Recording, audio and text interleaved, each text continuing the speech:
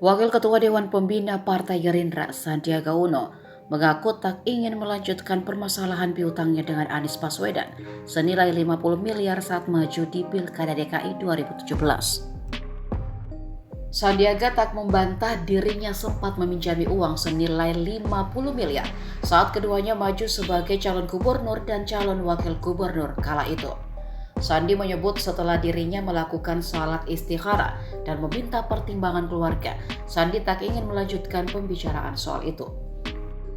Sandi tak ingin soal utang piutang itu menjadi polemik jelang Pilpres 2024. Mengingat tahapan kontestasi Pilpres 2024 telah dimulai saat ini.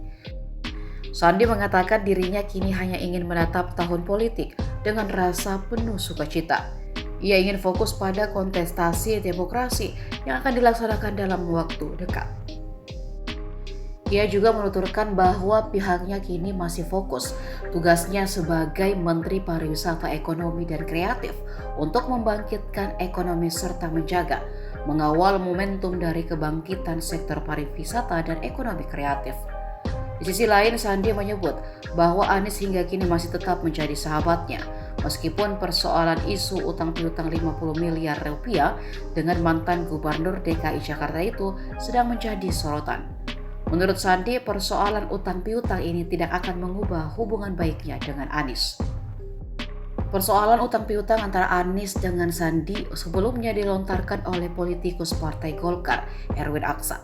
Erwin menyebut bahwa saat putaran pertama Pilkada DKI 2017, Sandi sempat meminjamkan uang 50 miliar kepada Anies untuk logistik pemenangan.